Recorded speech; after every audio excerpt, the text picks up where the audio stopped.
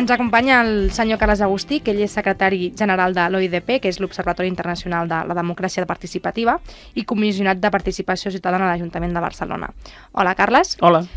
Estem parlant, doncs, de complexos projectes tecnològics, de com això està afectant, com el famós plebiscit aquest que dèiem, en què els ciutadans d'un país del futur s'aixecaran cada dia i després d'esmorzar i abans de marxar a treballar es miraran breument un terminal, una tauleta, un ordinador, el que sigui, en què votaran sobre diversos temes de política local i nacional? Bé, jo crec que la participació digital o electrònica, amb tot el que has comentat, efectivament és més participació i més àgil. És més participació perquè arribes a molta més gent.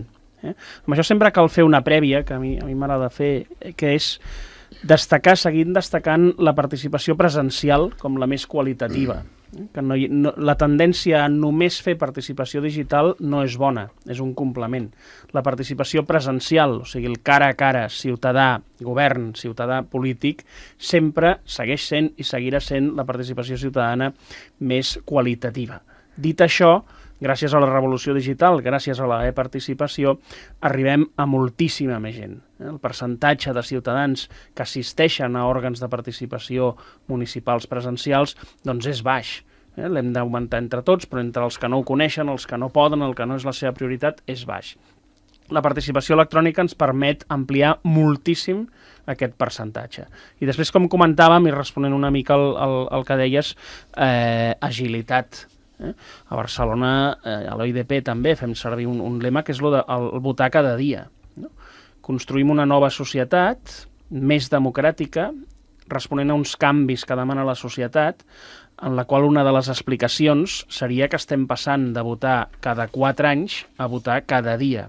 I ho has dit tu en la mateixa pregunta, no? Evidentment és un votar cada dia simbòlic, el votar de cada 4 anys de la urna segueix sent el mateix, però un votar cada dia vol dir que, sobretot gràcies a les noves tecnologies, tenim eines per pronunciar-nos, per influir, per, entre cometes, votar cada dia i participar permanentment en les decisions polítiques de la nostra ciutat o d'on sigui, país, on sigui. O sigui, la percepció aquesta que es té que en realitat els polítics només volen que sigui més ràpid i eficient, no és només això, sinó que realment també volen que arribi a ser un procés diari de votació participativa? Evidentment, jo no sé si tots els polítics, jo sí. Allà on tinc responsabilitats polítiques, sí, intentem fer aquest canvi. Un canvi que en diem també de governar per les persones a governar amb les persones, per tant, implicant-les, donant-los eines i canals perquè puguin expressar-se en la línia que tu comentaves ara. Llavors ens imaginem dintre d'uns anys llevant-nos pel matí, obrir la tablet i dir, vinga, avui vaig a votar això.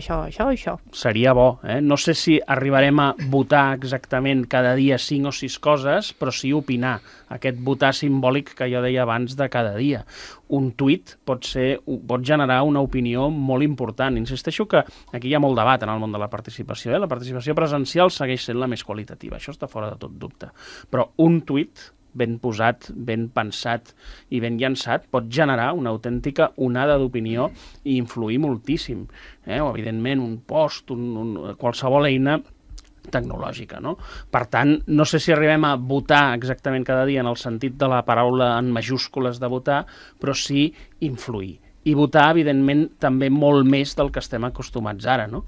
El sistema de Suïssa, que cada 3 mesos tenen diverses votacions, hi ha un diumenge que tenen diverses votacions sobre temes diversos, i són també, es pot ser presencial, però és digital també, no? Per tant, aquí ja ho tens més a prop, a Suïssa, que coneixem, ja sabem tots que és un model molt avançat en aquest sentit.